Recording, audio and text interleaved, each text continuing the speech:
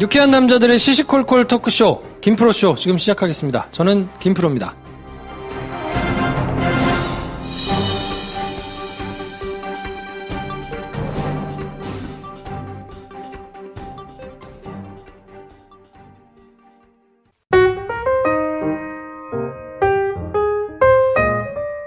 네, 어서 오세요. 안녕하세요. 안녕하십니까. 네, 장편 영화를 열심히 준비하고 계신 배준현 감독님 나오셨습니다. 네, 배준현입니다. 메가박스 마케팅팀 황인지 대리님 나오셨습니다. 안녕하십니까. 네, 저는 김프로입니다. 네. 어떻게 영화 준비 잘 됩니까? 발등에 불 떨어졌죠. 이번 주에는 그래서 배 감독님이 팟캐스트 녹음도 잠시 제쳐두고 네. 영화편이어서 이제 어쩔 수 없어서 저희가 이제 같이 하는데 다른 거는 가급적 제쳐두고 이제 하려고 하거든요. 네. 이게 참 배수의 진이란 게 이렇다. 이거 함부로 하면 안 되는 건데. 궁지로 막 몰아넣고 있어요, 그렇습니다. 네. 배씨라서. 네. 응? 아직 이거 한번. 제가 지금 상태가 안 좋아요. 글이 잘 써질라나 모르겠네. 자, 이번 주에는 저희가 블레이드 러너 2049를 해드리고 있는데 범죄도시가 스코어가 높아서 네. 스크린도 많고 그거를 좀 해달라는 댓글들도 덜어 있었거든요. 그러니까요. 근데 이건 뭐 사실 제가 애정하는 감독이어서 네. 그렇죠. 뭐 선택의 여지가 없었어요. 심지어 범죄도시가 메가박스 배급이거든요. 아, 그래요? 그렇구나. 플러스 앤 플러스 앤? 배급인데 예. 오. 우리는 그런 거에 휘둘리지 않는 그런 팟캐스트 되겠습니다. 아, 그러네. 네. 이거 좀 그러면 좋겠는데요? 표정 좀 좋은 거 아니에요? 그러니까 잘 되고 있잖아. 네. 범죄도시. 뭐 그쪽 팀은 좋아요. 그쪽 네. 팀은. 자세한 얘기는 못 하겠지만 네. 올해 들어서 괜찮은 거 아니에요, 성격들이? 다? 괜찮죠. 박열도 괜찮았고 좋더라고. 많이 봐주세요. 한번 해. 부끄러? 한번 해요. 많이 보세요. 많이 본다고 나한테 뭐가 있나? 그렇구나. 범죄도시를 안 하고 뭐 스크린도 그렇고 관객 수도 그렇고 그렇게 많지는 않은 블레이드 러너 2049를 네. 저희가 이제 해드리고 있는데 뭐 저희의 그냥 주관적인 이야기들이니까 네네. 감안해가지고 들어주시면 좋겠습니다. 저희가 무슨 영화평을 전문으로 막 해가지고 그걸로 평론가가 되고 방송을 하고 이럴 생각 있는 사람들은 아니라서 네. 이렇게 밑밥을 깔아봅니다. 욕하시면 어쩔 수 없죠. 뭐 네. 들을 건데. 네. 네. 자, 그러면 오늘도 댓글을 한번 좀 소개를 해드릴까요? 비틀747님께서 메가박스가 황대리 거도 아닌데 코앞에 CGV 두고 굳이 차 타고 메가박스로. 대체 이게 이럴 일인가? 야. 진짜. 사랑합니다, 고객님. 이 말 한마디 들으려고 차 타고 가시는 거군요, 다들. 이용해주시고 애용해주셔서 감사합니다. 스크린 뮤지엄 많이 예매해주시고 그러네요. 깨알 홍보. 당장 지금 들으면서 예매 가능하니까 예매하시면 제가 좀 더 생색낼 수 있습니다. 네, 스카이블루 원님께서는 메가박스 기대한다고 클래식 소사이어티 스크린 뮤지엄. 네. 말이 어렵다는 뜻이겠죠? 음. 클래식 소사이어티 스크린 뮤지엄. 어렵다. 다 영어네요. 네, 그러네. 뭐 어떡하겠습니까, 여러분. 한글로 된 브랜드가 잘 없잖아요. 본투비 퍼플님도 네. 자기가 메가박스 직원도 아닌데 홍보하신다고 네. 자기한테 이제 알림 문자 해놓으셨나봐요. 클래식 소사이어티 회원 가입을 하시면 알림 문자가 가고 할인 혜택도 가니까 이 당장 이 스크린 뮤지엄도 클소 회원이면 1,000원 할인이 되더라고요. 그래요. 가입하는 것도 그냥 버튼만 누르면 되니까 음. 많이 애용해 주십시오, 고객님. 네. 그리고 비밤님. 내가 읽을게. 내 거 내가 좀 있잖아. 비밤님 댓글 한번 읽어주세요. 네, 이젠 황대리님이 영화 이야기를 꺼내는 순간 자동으로 땡땡멜로라는 공식을 떠올리는 저는 파블 멜로프의 개일까요? 개는 아닙니다, 고객님. 의사 선생님이 무릎치면 다리가 올라가듯 자연스러운 반응. 감사합니다. 네. 블레이드 러너도 멜로인가요? 그걸 당신이 이제 정의를 해야 되는 거 아니야? 네. 과연 이걸 멜로라고 불러야 할지. 이따가 그러면 우리 본 방송에서 첫 질문 그렇게 시작했는데 이건 무슨 멜로입니까? 무슨 멜로인가요? 그럴 수도 있겠네. 네. 상식적인 나라, 뭐, 몬스터 43님, 이런 분들께서 뭐, 청원 해달라고 하셨고, 네. 뭐, 라쇼몽, 뭐, 이런 거 해달라고. 야, 정말 세상에 영화가 너무 많다.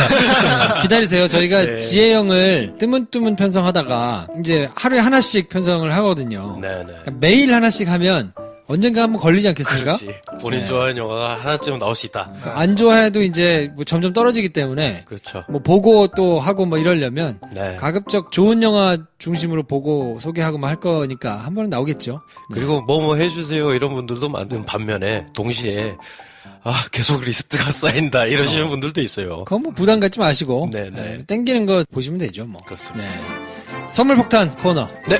폭탄드립니다. 술친금 한 박스 받으실 분, 코앞에 CGV 두고 굳이 차 타고 메가박스를 다녀오셔서 황대리의 사랑합니다를 들으신 비틀747님. 축하합니다. 카페천스 더치커피 받으실 분은 범죄도시 재밌다고 한번 들어달라고 남겨주신 럼미님. 네, 죄송한데 커피 드세요. 야, 괜찮다. 네, 김프로쇼 도와주시는 분들입니다. 내가 가입한 보험 제대로 가입된 건지 체크해가지고 설계해주는 마이 보험 체크. 괜찮은 상품이니까 확인만 하지 마시고 실제로 가입하실 분들은 한번 사용해가지고 가입해보시면 좋을 것 같고요. 네. 아이스크림 크림, 아토피로 고생하는 아이를 위해서 아빠가 직접 만든 보습크림이니까 저도 아이들 때문에 이렇게 바르고 있는데 네. 괜찮습니다. 네, 사용해보시면 좋겠어요. 자, 그럼 저희는 광고 듣고 블레이드 러너 2049 내용 가지고 찾아뵙겠습니다. 네, 김프로쇼 2부는 블레이드 러너 2049 내용으로 함께합니다. 어떻습니까? 영화. 이제 저희가 전편에서는 내용을 얘기 못하니까 빙빙 돌려가지고 계속 뭐 다른 얘기만 했는데 네. 그 줄거리를 이해하지 못하고 극장을 나서는 분들이 한 20% 정도 되지 않을까요? 더 될 수도 있죠. 나오면서 자기들끼리 막 이런저런 얘기를 하더라고. 뭐라고요? 걔가 그렇게 해가지고 복사판이란 거잖아. 걔가 근데 착각했다는 거 아니야? 아, 그래? 아, 그런 건가? 뭐 이러면서 서로 이렇게 막 토론을 하시는 분들도 있고. 이게 뭐 친절하게 1편도 사실 그렇게 친절하게 쭉 설명이 된 거는 아니기 때문에 네. 줄거리 내용을 한번 정리를 하면 어떨까 싶은데 1편과 뭐 중간에 나온 짧은 단편들 네네. 단편들은 유튜브에 무료로 공개가 돼 있어가지고 네네. 뭐 이해하시려면 쭉 찾아보시면 좋을 것 같은데 그 내용을 정리를 승국이가 또 잘했더라고. 아, 그래. 네, 승국이 오랜만에 승국이 불러가지고 한번 얘기를 한번 해야 되겠는데 그게. 그래서 요약한 부분을 저희가 이해를 돕기 위해서 그 유튜브에 가가지고 천재 이승국 그 채널이 나눠졌어요. 천재 이승국 무비가 있고 천재 이승국 쇼가 있거든요. 쇼는 지 쇼하는 거고. 네, 천재 이승국의 뭐 쇼예요. 네. 그리고 천재 이승국 무비는 영화만 이렇게 다뤄가지고 설명을 하는데 네. 사실 저희가 뭐 가끔씩 이렇게 천재 이승국 이렇게 해놓은 영상의 음성만 들려드리는데 이게 영상용으로 제작된 거라서 사실 보시는 게 훨씬 이해하시는 데 도움이 되고 재밌어요. 맞아요. 음성만 들어서는 별로 아니고. 화면도 같이 나오고 하니까. 그렇죠. 네, 그래서 천재 이승국, 무비, 뭐 쇼 채널 많이 구독해 주시고 네. 찾아가가지고 나름 똘똘하게 잘 만들거든요. 응원도 해주고 하면 좋겠습니다. 네. 그래서 일단은 전편의 세계관, 프리퀄까지 이어지는 그 내용을 한번 이승국이 정리해놓은 걸 훅 가져가지고 한번 듣고 가겠습니다. 우주의 식민지를 건설할 수 있을 정도의 과학 수준에 다다른 인류는 리플리컨트라 불리는 복제 인간과 함께 살아가고 있습니다. 인간 수준의 지성과 인간을 뛰어넘는 신체 능력을 갖춘 리플리컨트들은 인간의 삶 곳곳에서 인간을 위해 존재하고 있죠. 타이렐이라는 회사는 인간보다 더 인간답게 라는 철학으로 이 리플리컨트들을 만들어내는데요. 그러다 보니 그들의 신제품인 넥서스 6세대 모델들은 어느새 감정이라는 것을 갖게 되고 이 넥서스 6들은 노예처럼 부려지는 자신들의 처우에 반기를 들며 우주 식민지에서 반란을 일으킵니다. 이로 인해 리플리컨트들은 지구에서 활동이 금지되고 인간들 사이에 숨어있는 리플리컨트들을 색출하고 제거하기 위해서 블레이드 러너라는 특수 집단이 활동을 하게 됩니다. 데커드는 은퇴한 전직 블레이드 러너입니다. 하지만 워낙 뛰어난 실력을 가진 탓에 타이렐사에 침입하려 했던 4명의 넥서스 6를 처단하는 일에 투입되게 됩니다. 그 전에 조사차 들른 타이렐사에서 그는 회장 타이렐의 요청을 받고 그의 비서 레이첼을 대상으로 리플리컨트 색출을 위한 보이트 캄프 테스트를 진행하게 되는데요. 이 과정에서 데커드는 레이첼이 스스로의 정체를 모르는 리플리컨트라는 사실을 알게 됩니다. 리플리컨트로 살다가 어느 날 갑자기 감정을 배우게 되면 위험하다는 것을 알았으니 리플리컨트에게 인위적으로 기억을 만들어주는 실험을 하고 있었던 것이죠. 그 실험체였던 레이첼은 자신의 존재를 증명하기 위해서 어린 시절의 사진까지 갖고 있을 정도였습니다. 하지만 데커드와의 테스트를 통해 자신이 리플리컨트일지도 모른다는 의심을 하기 시작한 레이첼. 그녀는 결국 타이렐사에서 도망치고 그 순간부터 제거 대상이 된 채 혼란스러움과 두려움을 안고 데커드 앞에 나타납니다. 그리고 레이첼과 만남을 가지며 데커드는 어느새 레이첼을 사랑하게 됩니다.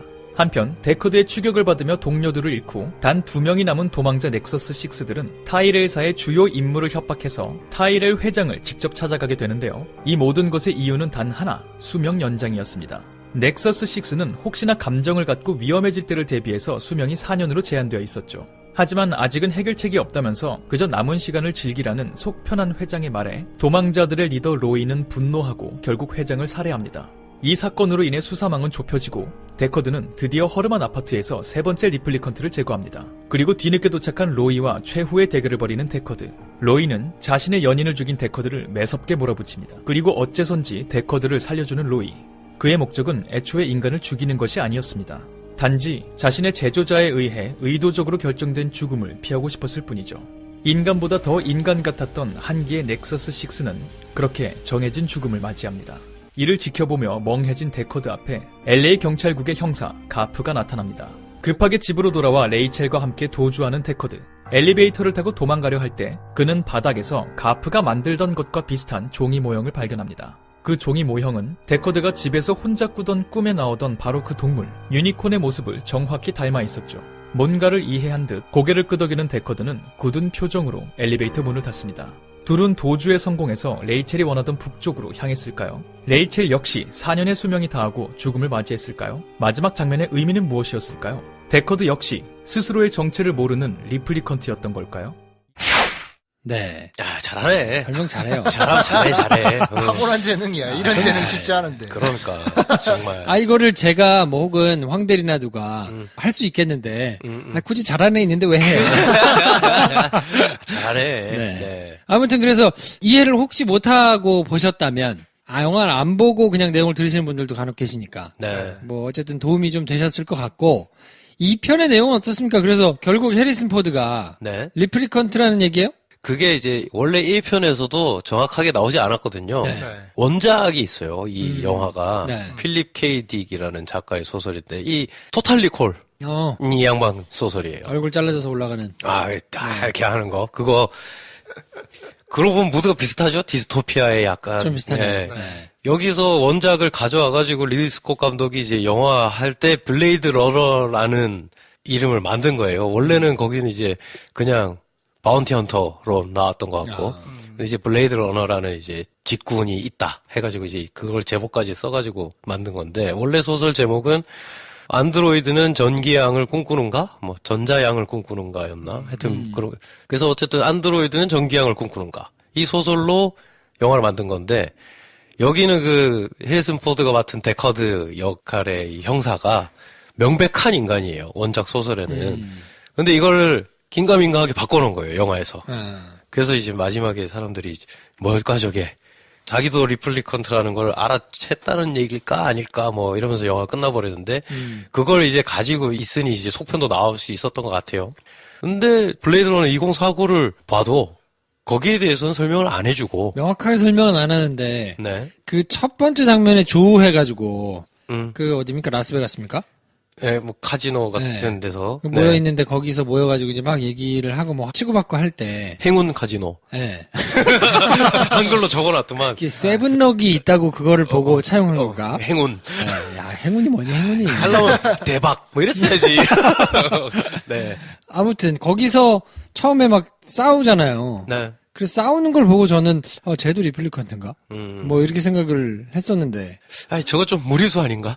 이런 생각도 하고 했었는데. 왜냐면 노인네가 때리면 다 넘어가잖아. 그렇지. 그걸 봐서는 근데 또 리플리컨트 늦긴 늙으니까. 근데 그러면 또 설정이 좀 파괴가 돼요. 왜냐하면 블레이드 러너 원작 82년도 영화에서는 그때 최신 기종이 넥서스 6.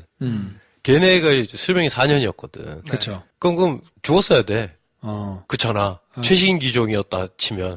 그러네. 혹은 그게 말이 안 되네. 근데 만약에 그것까지도 생각해보면 그 뒤로 이제 뭐 넥서스 8이라는 게 나왔다고 하는데 네. 그래서 우리가 이번에 본 영화에서 처음에 희생되는 잡히는 바티스타라는 배우 가이드즈 오브 갤럭시에서 활약한 그 배우죠. 네.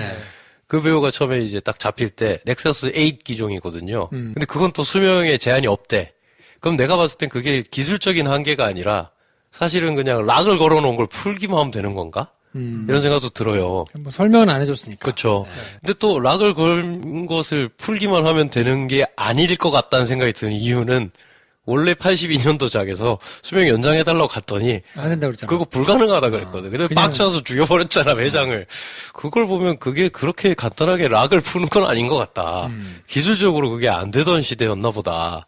이걸 그래서 리플링 컬트일 수도 있겠다라고 생각을 하면 아직 도래하지 않은 신기술을 접목한 애야만 하는 거예요. 그 당시에. 데커드라는 헤이슨 포드가. 근데 그것까지는 생각을 안 한 게 아닌가. 그냥 사람인데 뭐 거기에 대해서 굳이 설명 안 해주는 걸로 그냥 넘어간 거 아닌가. 그러면 사람 남자와 리플리컨트 여자가 애를 낳은 거지. 애를 낳을 수도 있다. 뭐 이런 설정인 건가요? 그렇겠죠. 그래서 뭐 기적이라고 하면 리플리컨트들끼리 번식, 생식이 가능하다는 거에 증거가 꼭 뭐 그냥 사람이랑 리플리컨트 여자랑 그렇게 해서 이세가 낳았어만으로도 사실은 가능하다는 게 입증된 거잖아요. 꼭 자기들끼리 뭐 해서 된다 안 된다 이게 아니라 뭐 0과 1 같은 차이니까 우리도 이세를 낳을 수 있네. 여자가 잉태를 할 수 있네. 뭐 그랬으니 아마 인간 남자와 리플리컨트 사이에 이세가 나온 것이 이 영화에서 원래 말하려고 했던 그 팩트가 아니었어. 늙은 거로 봐서는 뭐 그럴 수도 있겠네요. 근데 액션으로 봐서는 또 액션이 이제 거의 판타지에 가까우니까. 그래서 이세가 나온 것을 숨겨놨다가 그 흔적을 이제 찾아가는 이야기가 이 영화의 골자인데 네. 제 생각엔 영화가 어렵게 느껴진 이유는 얘가 기억이 진짜구나 라는 걸 알아챌 때까지는 그렇게 영화가 불친절하더라도 어렵진 않거든요. 왜냐하면 불친절할 수밖에 없지. 우리도 따라가야 되잖아요. 라이언 고슬링이 모르는 걸 알아채는 데까지 쭉 따라가는 과정을 우리가 보면서 얘 기억이 진짜 기억이구나 라는 데까지 가는 데는 불친절하거나 어렵다는 인상을 못 받았어요. 그리고 나서 이제 헤이슨 포드를 만나러 갈 때까지도 괜찮았어요. 근데 우리가 보통 보는 2시간 정도 되는 영화에 들어가는 내용의 양을 한 1시간을 초과해버린 거예요, 이 영화가. 그때부터 진짜는 뭐냐면 너 복제됐어. 남자 여자 쌍둥이. 그걸 앞에 슬쩍 흘려놓고 근데 걔는 딸이었다. 그러니까 약간 뭐야? 한 번도 나한테 그 얘기 해준 적 없잖아. 이런 식으로 약간 당황스러우면서 내가 앞에 본 게 그럼 내가 제대로 이해한 게 맞나? 이런 이제 생각을 하게 되니 지루하고 어려워진 거 아닌가. 사실 근데 내용을 다 설명을 해놓고 보면 뭐 그랬단 얘기네. 이해가 안 가는 건 없는데 자, 그럼 설명을 이해를 못하신 분들이 분명 계실 거거든요. 그럴 수 그 있죠. 뒷부분을 설명을 해주십시오. K라고 불리는 복제 인간이 있어요. 주인공 라이언 고슬링. 네. 얘가 이제 도망가서 숨어 살고 있는 넥서스 8도 잡으면서 자기 일을 하고 있는 애고 얘가 리플리컨트인 거는 사람들이 다 알고 있어. 그렇지. 여기에는 그리고 신기적 리플리컨트들이 굉장히 많아 지금. 네. 같이 살고 있어요. 그리고 오프월드로 떠나고 싶어하는 인간 그리고 그냥 여기서 리플리컨트로 살아가는 리플리컨트들 뭐 이런 애들이 이제 살고 있는 블레이드 러너 원래 원편이랑 거의 비슷하죠. 근데 얘가 넥서스 8 중에 숨어 사는 애 한 명을 잡으러 갔다가 걔가 누군가의 유골을 가지고 있는 걸 발견을 하고 근데 그 유골이 리플리컨트라는 것까지도 발견을 해요.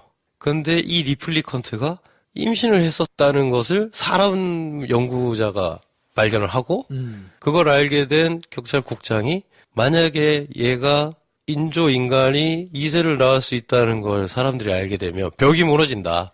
우린 가상의 벽을 두고 살고 있는데 한쪽이 한쪽을 말살시키려고 할 거다. 그게 인간일 수도 있고 리플리컨트일 수도 있다. 이 얘기를 하거든요. 영화 초반에. 그래서 이거를 덮자. 애가 있다면 그 애를 찾아야 되고 그 애를 만약에 찾으면 죽여야 된다는 얘기죠. 그리고 이 명령을 불복종할 수 없으니 리플리컨트인 주인공은 알겠다라고 한단 말이에요. 근데 여기서 이 사실을 알게 된 인간 쪽과 리플리컨트 쪽이 한 번씩 나와요. 근데 이게 굉장히 불명확하게 한 번씩 나와. 제가 사퍼를 죽인 애니까 네가 가가지고 뭔가 알아내봐 라고 하는 여자 리더가 한 명 있고 걔네 옆에 있던 콜걸처럼 해가지고 가는 애들 있는데 걔네가 그때 한 번 등장하고 2시간 뒤에 나와. 맞아요. 그 전까지는 나오질 않거든. 그래서 우리는 그걸 따라가지 않아도 되는 이야기인가 보다 하고 그냥 리플리컨트이지만 자기 기억이 진짜일 수도 있겠다고 생각하고 결국은 그때 태어난 애기가 나구나 라는 걸 알게 되는 주인공을 한참 쫓아간단 말이에요. 그래서 이 영화의 골자는 그게 다라고 생각했는데 그게 아니라 처음에 굉장히 국장이 중요한 얘기를 한 거예요. 인간도 리플리컨트도 리플리컨트가 번식 가능하다는 걸 알게 되면 모든 게 뒤집어진다. 그래서 인간 쪽도 심지어는 번식을 할 수 있는 새로운 리플리컨트를 만들려고 하고 있어요. 그게 자레드 레토죠. 네. 근데 여기서 약간 이제 사람들이 헷갈리기 시작하는 거예요. 다 같은 걸 지금 찾고 있는 거 아니야? 그 애가 있으면 어떻게 되는 거야? 그럼 얘네는 그걸 번식시켜가지고 우주를 지배하고 싶은 거야? 리플리컨트들은 그러면 반란을 일으키고 싶은 거야? 근데 반란을 일으키고 싶기 때문에 그 아이를 찾아야 되고 그게 굉장히 중요한 거야 라고 반란군 리더가 말하는 거는 러닝타임 2시간 지나서고 그리고 자레드 레토가 도대체 뭘 하고 싶은지 사실은 너무 현학적이야. 이게 딱 와닿지가 않아. 그래서 그냥 우리가 가장 쉽게 따라갈 수 있는 플롯은 뭐냐면 이 기억이 진짜일까? 내가 그냥 그럼 그 아이일까? 그 아버지는 누굴까? 엄마는 누굴까? 이제 이걸 따라가는 내용인데 네. 또 이 K의 캐릭터나 성격이 뭐냐면 그거를 우리한테 친절하게 표현을 잘 안 해. 네. 자기도 막 헷갈리고 있고 아 이게 진짜구나 하면서도 자기가 나중에 알고 있던 정보를 나중에 적용을 해서 뭔가를 해결하는 캐릭터인 거예요. 더 당황스러운 거는 엄청난 사실을 발견하고 우는데 왜 우는지 저는 잘 모르겠다는 거죠. 아 그래 뭔가 깨달은 게 중요한 것 같은데 이게 왜 중요하지? 이렇게 못 따라갈 수도 있다. 내용을 더 쫓아가 보자면 그래서 봤더니 아이의 엄마의 유골이 발견된 자기가 해치운 안드로이드 집에 다시 가요. 리플리컨트의 집에. 나무에 봤더니 익숙한 숫자가 나오는 게 굉장히 중요한 키거든요. 이게 자기한테 인공적으로 심어진 기억에서 말 인형 아래에 새겨진 숫자랑 똑같은 걸 보고 이거 이상하다.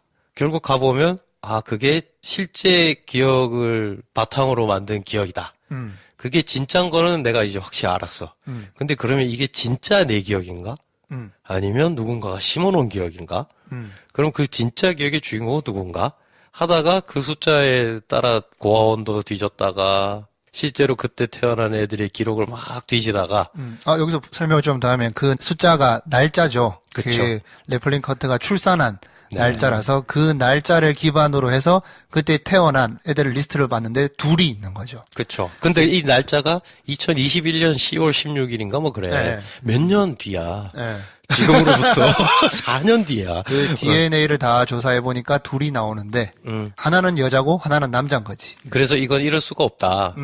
하나가 하나의 복제다. 복제품이다. 라는 걸 딱 깨닫게 돼요. 네. 이때까지만 해도 우리가 따라가기 급급해요. 사실 그래서 설명은 다 해주긴 해. 나중에 그래서 보니 라이언 고슬링이 복제품이고 그 해리슨 포드가 레이첼 사이에서 낳은 딸은 이 꿈이 진짜 기억인지 알려주세요라고 물어봤던 그 박사였던 거고 그 박사가 그때 라이언 고슬링의 머리에 심겨진 기억을 보고 진짜라고 확신하면서 막 울었던 이유가 사실 자기 기억이니까 그랬던 건데 네. 그럼 우리 나중에 알게 되고 맞아. 그리고 그때 라이언 고슬링은 깨닫기를 그럼 얘가 나의 복제된 원본이구나를 나중에 어떻게 어느 타이밍에 알게 됐는지 영화에서 설명 안 해줘요. 나도 궁금했던 지점이 그건데. 그래서 라이언 고슬링은 그 진짜 레플리컨트에서 태어난 그 아이를 보호하기 위해서, 기록을 감추기 위해서 라이언 고슬링이라는 복제품을 만들어낸 거잖아요. 그렇죠. 그러니까 실제는 그 여자 박사, 어떤 멸균실에 들어가가지고 여러 레플리컨트의 기억을 만들어내는데 탁월한 능력을 보이는, 그래서 프리랜서로 활동하고 있는 그 박사가 진짜라는 건데, 네. 걔가 진짜라서 캐리슨 포드를 데려다 거기다 갖다 주잖아요. 그렇죠. 근데 걔가 진짜라는 걸 어떻게 알게 되는지를 제가 못 따라가겠더라고요. 당연히 그렇겠지. 라고 넘어가 버려요, 영화에서. 그래요? 그러니까, 우리가 그걸 언제 아냐면, 해리슨 포드를 걔한테 데려다 줄 때 알게 돼. 아니야, 근데 그 전에 약간 플래시백이 막 나오면서 그 박사랑 연결을 시키잖아요. 연결을 시키는 게 나오죠. 네. 근데 그게 또 정확하게, 얘가 그래서 나의 원본이구나라고 깨닫는 식으로 편집이 안 돼 있고, 그때는 다른 식으로 해석을 할 수도 있게 돼 있어요. 왜냐면, 감정. 그 플래시백이 언제 나오냐면, 그 또 옆에 가상 전자파 여친이 있어요. 네, 맞아요. 조이라고. 조이, 맞아. 이 조이가 완전히 소멸돼 버린 이후에 근데 자기를 특별하다고 여겨서 그 조이라는 인공지능이 조라는 이름을 붙여주는데 그 다음 날부터 전광판에 네. 조라고 부르면서 자기를 살 잠재적 구매층을 유혹하는 광고에 이 조이가 나오거든요. 네. 그때 아마 네, 그때 교차로 해가지고. 교차로 플래시백이 같이 나오니까 네. 그게 사실 뭐냐면 내가 지금 슬프다. 음. 나는 인간에 더 가까운가? 난 영혼이 있는가? 왜냐하면 나에게 심겨진 기억이 진짜라는 걸 알고 멜기준에 있던 나와 아무 상관없는 여자도 나를 위해 울어줬잖아. 이렇게 해석되게 붙여놨단 말이야. 그걸 깨달은 거구나. 네. 그걸 난 뒤에 알게 돼요. 그러니까 영화가 계속 데려다 주면서 알게 되는 네. 거죠. 우리는 네. 그러니까 라이언 고슬링이 언제 알았는지 우리는 알 수 없어. 아. 왜냐하면 그의 동공이 움직이지 않기 때문에 우리는 알아챌 수가 없어. 동공 연기를 우리를 콕 집어줘야 되는데 그래서 이 영화가 되게 사유화해야 하는 영화다라고 사람들이 얘기를 하는데 저는 이게 이제 두 가지 측면이 있는 것 같아요. 그냥 불친절할 수도 있는 거고 그래서 이걸 다시 곱씹게 만드는 방식일 수도 있는데 곱씹게 만들더라도 어느 정도 가이드를 줘야 되는 거 아닌가라는 생각이 들거든요. 왜냐하면 그렇지 않으면 뒤에 갑자기 반전이구나 이렇게 느껴지는 게 아니라 뜬금없이 뭐야 내가 뭘 놓쳤지? 이렇게 되돌아보게 맞아. 만들기 때문에 네. 즉각적으로 재미를 느끼기가 조금 힘들게 편집이 돼 있다. 근데 이게 이 영화의 스타일인 것 같아. 네. 왜냐하면 속을 알 수 없는 라이언 고슬링이 얼굴이 많은 걸 지금 가지고 끌고 가는 영화라서 네. 하여튼 뭐 내용을 정리하자면 그런 얘기죠. 와, 이게 진짜 복잡하네요. 근데 여기서 그러면 조이가 주인공 K를 조라고 부른 것도 그런 세팅이었나? 라고 생각할 수도 있어. 아니면 K와 조이 사이의 관계를 통해서 업데이트된 DB를 가지고 그 다음부터 조이라는 물건이 제품이 조라고 부르게 되는 메시지가 다시 더 업데이트가 된 건지. 그렇죠. 그러니까 그것도 이게 헷갈릴 수 OS 있어요. 업데이트인지 아니면 원래 스사에서 러브라는 애가 네. K의 위치를 다 체크하고 있거든요. 네네. 근데 다른 모든 이 제품을 쓰는 모두를 모니터링 할 수 있다가 나오는 장면 하나도 없어. 안테나 딱 부러뜨렸더니 한 곳에서 탁 터지면서 K가 도망가는구나. 네. 그걸 알고 러브가 따라오거든요. 이것도 모호해. 왜냐하면 K가 원래 스사 제품을 조이를 쓰고 있다는 걸 알고부터 네. 그걸 모니터링 할 수 있게 뭘 심어 놓은 건지 혹은 넌 특별하다라고 부추기게 만들어서 자기들이 찾아야 되는 레이첼과 레이첼의 아이를 얘가 대신 찾아주고 있으니 그걸 더 동력을 크게 만들기 위해서 조이라는 AI에게 얘를 부추기게 일부러 프로그램을 하고 있는 건지 혹은 정말 얘네 둘이 진짜 사랑하는 관계까지 가서 그런 대사가 나오게 된 건지 이게 또 모호해요. 사실 근데 이걸 명확하게 다 일일이 밝혔으면 그렇게까지 재미가 없었을 수도 있어요. 그걸 설명해 준다고 K의 여정을 내가 따라가는데 더 감정이입이 세지는 건 아니거든요. 그냥 얘가 요렇게 해가지고 세팅했는데 얘는 속고 있구나. 근데 보통 우리가 이제 사람들이 따라가기 좋고 불친절하지 않고 이야기가 굉장히 꽉 차 있다라고 할 때 사실은 감정적으로 내가 뭘 느끼게 만든다기보다는 이것저것 뭐가 되게 많은데 내가 충분히 그걸 다 숙지하고 가는구나. 라는 느낌을 주는 영화들이 많아요. 그것도 재미의 한 부분일 수도 있겠지만 그건 근데 예를 들면 그럼 나레이션 넣어주면 더 쉬운 거 아니야? 화면 보고 얘기해주면 더 쉬운 거 아니야? 네. 근데 그걸 다 빼더라도 충분히 따라갈 수 있을 만큼의 적정성을 유지할 수 있거든요. 근데 이 영화 이제 후자로 선택했는데 요즘 영화를 보는 관객층이 좀 낯선 방식일 수도 있겠다. 그래서 불친절하다.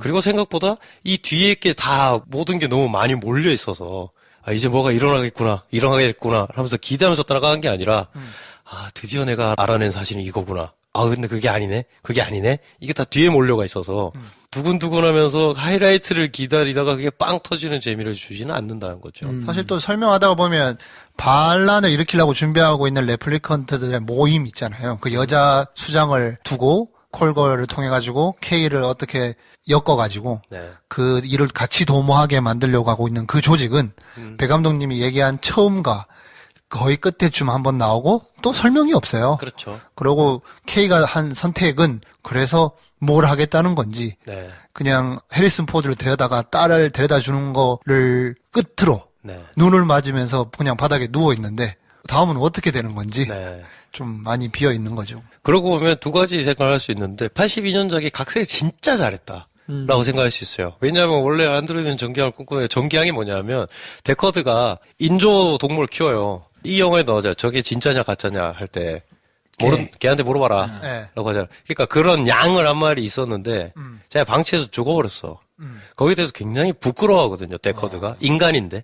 인간과 리플리컨트의 차이는 뭐냐면 나는 공감하고 감정을 느낀다는데 근데 나는 얘를 방치해가지고 제대로 안 볼살폈잖아.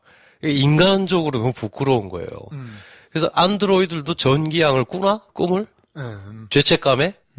그게 굉장히 중요한 질문이거든요. 네. 그게 인간과 리플리컨트의 차이인데 니네도 그런 꿈을 꾸냐? 네 스스로가 부끄러워서? 뭐 이런 질문인 거예요. 영화 책의 제목이. 근데 데커드는 스스로가 그걸 부끄러워하는 인간이거든요. 그래서 그런 여러 가지 소소한 일화들이 굉장히 빡빡하게 차 있어요. 이를테면 또 리플리컨트인 누군가가 진짜 동물과 진짜 동식물이 굉장히 귀한 지구인데 거기 어떤 되게 귀여운 동물이 있는데 이게 인조 동물인 줄 알고 충전하려다가 얘를 태워 죽여버리고 뭐 이런 게 나와요. 근데 그건 레플리컨트로서는 교류를 하려고 했던 거잖아. 정말 귀한 생명을 죽여버린 거야. 인조동물인 줄 알고. 뭐 이런 식으로 사람들이 이제 형사가 비 오는 밤거리 네온 사인 홀로그램 막 가득 찬 이 할렘 같은 LA에서 얘가 진짜 사람인지 아닌지를 질문하는 걸로 알아채면서 사건을 해결하는 그래서 넥서스 4 영화에서는 6명인가 였던 것 같은데 책에서는 8명인데 그 사람들을 한 명 한 명 얘가 진짜 인간인지 아닌지 보면서 그 실제 그렇게 상상되고 있는 우중충한 LA에서 하루하루를 사는 경찰 이야기에 얽힌 여러 가지 일화 이런 게 막 섞여 있어서 아 상상하게 되거든요. 이런 딜레마가 있겠다. 이런 경우도 생기겠구나. 책은 그래도 돼. 근데 영화는 그렇게 흩뿌려 놓으면 안 되잖아요. 네. 에피소드를 수십 개를 막 띄엄띄엄 던져 놓는다고 이게 봐지는 게 아니니까. 미드라면 뭐 오히려 그럴 수 있겠죠. 네. 블레이드 러너에서는 궁금증도 잘하고 데커드가 사실은 그런 애 수도 있는 거 아니야? 네. 약간 액션도 있고 이런 식으로 하면서도 원래 원작에서 가지고 가던 그 질문들이 중간중간에 딱 박혀서 굉장히 기억에 남는 대사들을 얘기를 하는데 이 블레이드 러너 2049는 오히려 더 산만한 측면에서 원작을 더 계승한 것 같다는 거죠. 그래서 갑자기 앉아가지고 대사를 엄청 해요. 자레드 레토가 나오는 거의 모든 씬. 네. 여기서 얘가 누구한테 하는 말이지? 소설가가 독자에게 말 걸듯이 갑자기 말을 거네? 듣는 사람이 없는데 왜 혼자 말하고 있지? 왜 해리슨 포드 앉혀놓고 왜 저 얘기를 하지? 막 이런 식의 근데 그게 아마 텍스트로 들어가 있었으면 굉장히 우리에게 사유하기 좋은 재료가 됐을 텐데 우리 이제 영화로 한참 따라가다가 추리물도 아니고 액션도 아니고 근데 여기서 내가 왜 한편 자레드 레토의 생각은 뭐 이렇게 봐야 되지? 뭐 이런 식으로 약간 좀 난해해진 게 오히려 소설에서 다루고 있는 그 많은 주제와 깊이를 여기 막 어떻게든 넣어서 원작을 뛰어넘지 못해서 그걸 계승하는 정말 수작을 만들려는 야심이 각본 자체에서 조금 과하지 않았나. 야, 지금 25분 동안 혼자 랩했어. 아, 그래요? 그렇게 길게 했어요? 뭐 하여튼 줄거리 관련해가지고는 네. 대충 이해를 못 하셨더라도 지금 이제 전편의 세계관을 듣고 배 감독님의 긴 설명을 들었으니까 아, 그게 그 얘기였어. 오, 뭐 이러면서 이제 이해를 하셨을 분들이 많을 것 같거든요. 네. 블레이드 러너 1편이 네. 그토록 찬사를 받는 이유는 뭐라고 보세요? 뭔가 진짜를 미리 보여준 것 같아요. 지금 우리가 살고 있는 2017년인데 블레이드 러너가 나온 82년도에는 그 LA가 2019년으로 설정돼 있거든요. 내후년인 거예요. 네. 지금 근데 블레이드 러너에서 나오지 않은 훨씬 최신 기능들이 지금 많이 나오고 있어. 네. 우리 좀 있으면 이제 자율주행할 거고 하늘을 날지만 않지 스마트폰 나오는데 거긴 공중전화 나오거든요. 2019년 LA에는 그리고 CRT 모니터 써. 맞아. 우리 지금 접는 LED, 뭐 LCD 뭐 이러고 있는데 그러니까 어느 한쪽으로 그냥 간 것 같아요. 어떤 부분은 극도로 발전을 하지만 어떤 부분은 굉장히 황폐해졌을 때 미래가 이렇게 될 수 있다 하는 디스토피아의 상황을 일단은 책에서는 그 수많은 질문들을 막 던져놨고 그걸 영화에 했을 때 어떤 우리에게 그려지는 이미지 우리가 잘못하면 저렇게 되겠는데? 근데 저 안에서도 고민이 있고 딜레마가 있겠지?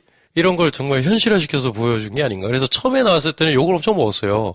뭐야 이게 내용이 뭐 이게 무슨 SF 뭐 이래. 왜냐하면 스타워즈 나오고 몇 년 뒤잖아요. E.T. 나오던 해니까. E.T.도 그 해에 붙었지. 그러니까 이런 영화 나오는 데인데 이 블레이드 좀 뭐야.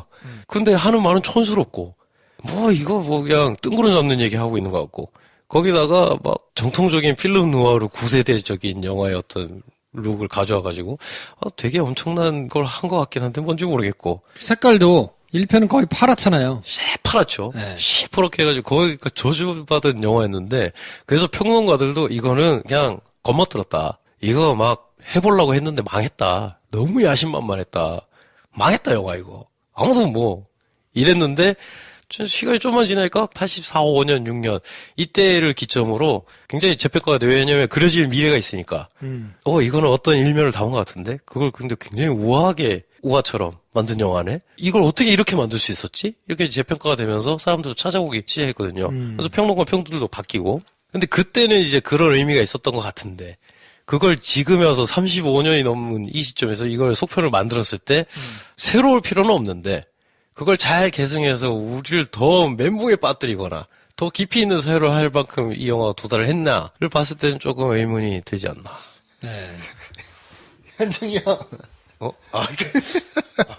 그런 소리가 들리고. 배 감독님의 길어진 설교에 김 선생이 잠들었습니다. 많은 분들이 지금 쓰러져 가고 있는. 저기 마이크, 지향 마이크 하나 설치해놓고 싶네요. 그래서 이 편을 보시면 블레이드 러너와 리플리컨트에 대한 뭐 자세한 설명이 스토리로 나와 있지는 않기 때문에 네. 전편의 자막을 좀 놓쳤거나 늦게 들어왔거나 아니면 뭐 딴짓하다가 이해를 못하고 이러면 그쵸. 거의 재앙이라고 봐야죠. 그쵸. 그냥 보고 다시 봐야 돼 처음부터. 네. 근데 또 놀랄 만한 점은 한 장면 한 장면의 집중도는 굉장히 대단해요. 그냥 앉아서 대화하는 건데 이상하게 있어 보이고 네. 집중되고. 근데 저는 또 그게 조금 그렇게 됐어요. 그 월레스사의 조명 방식 있잖아요. 난 그거 너무 겉멋부린 것 같다는 느낌이 든 거야. 계속 막 조명이 어두워졌다 하는데 참 조명팀 힘들었겠는데. 근데 또 첫 장면에 나오는 죽은 사퍼의 집이나 혹은 K가 사는 집 이런 것도 참 마음에 들더라고요. 미니멀리즘. 화면을 보기에는 굉장히 좋았어요. 그리고 그 무균실에 살고 있는 결국 그 더원. 닮았더라. 어. 두 사람이 딸을 낳으면 저렇게 생겼을 것 같더라. 그러니까 나도 다 보고 나니까 맞게 캐스팅을 했다. 야, 캐스팅하는 얼마나 힘들었을까요? 예. 근데 그녀가 있는 곳이 근데 이 영화에서 가장 그래서 좀 행복한 데잖아요. 아무것도 없는데 그녀는 사실 지구에서 살기 가장 어려운 요건을 갖춘 사람인데 가장 안정감 있는 삶을 사는 것 같기도 하고 자기가 의미 있는 뭔가를 한다는 확신도 있는 것 같고 나약하긴 하지만 그래서 거기 가면 라이언 고슬링도 힐링받고 해리슨 포드도 어쨌든 구원을 얻는 것 같고 눈이 서먹하게 오고 있는 회사 앞 텅 빈 계단 앞이 되게 편안하더라고요. 영화 끝날 때쯤 되니까 다른 온갖 막 황사 모래바람 부는 곳 막 네온사인 있는 막 오염된 곳 이런 걸 보다가 마지막에 이렇게 막 눈이 막 내리면서 라이언 고슬링이 이렇게 눈을 감는데 야, 쟤 되게 따뜻한 곳에서 저렇게 편하게 눈 감는구나. 이런 생각 정도를 내가 할 수 있게 만든 건 굉장한 연출력 아닌가? 아, 연출력은 뭐. 네. 그쵸. 원작이나 이번에 개봉한 블레이드 러너나 공이 높은 평가를 받고 있는 거, 그 다음에 어떠한 성취라고 볼 수 있는 부분은 촬영, 미장센, 이 안에 구축된 그 세계관 자체가 어떻게 뭐 논할 필요가 없을 만큼 훌륭하기 때문에 거기서 오는 비주얼 쇼크가 굉장히 많은 부분을 차지하지 않나 싶거든요. 82년대에 구현했던 그래픽, 그때 뭐 CG 기술이 아직 정점에 도달하지 않았을 때 만들어낸 디스토피아적인 그런 세계관, 도시의 모습, 날아다니는 차들.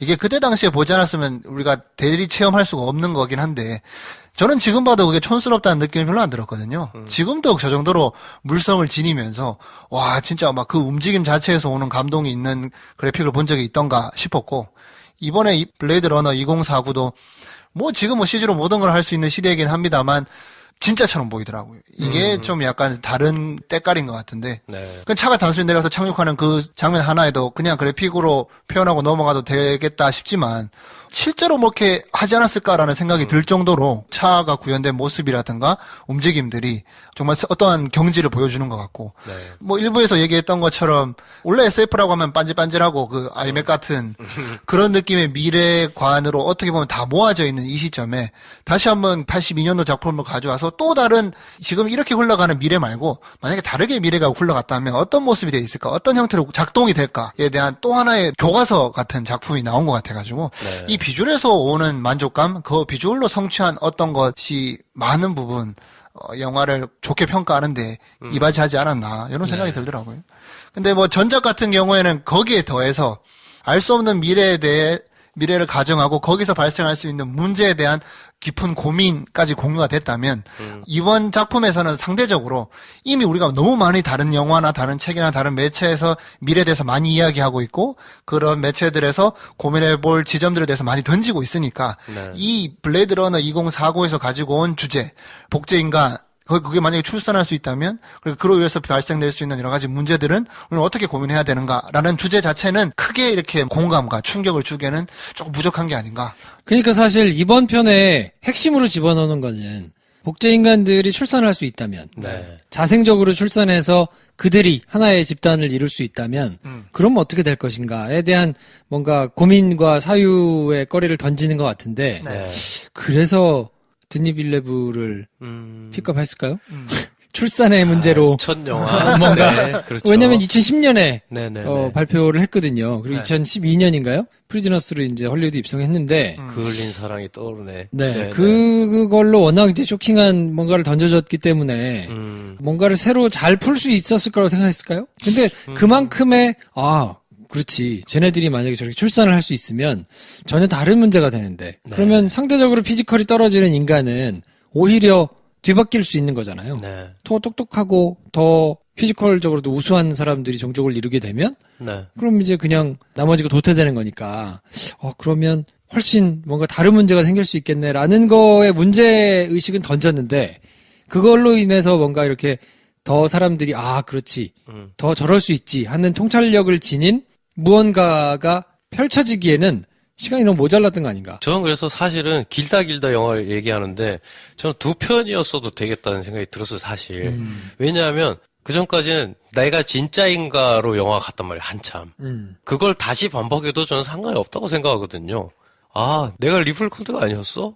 내가 태어난 애인데 무슨 이유 때문에 숨겨진 애인 거야? 물론 내가 태어났다는 것 자체가 굉장한 일이긴 하지만 그걸 좀 제쳐두고 그게 진짜야? 까지를 가는 내용으로 영화가 한 편이 갔어도, 그리고 만약에 내가 2세야. 리플컨트 2세야. 그럼 어떻게 되는 거지? 이걸 한마다 갈 얘기가 또 있거든요, 사실. 네.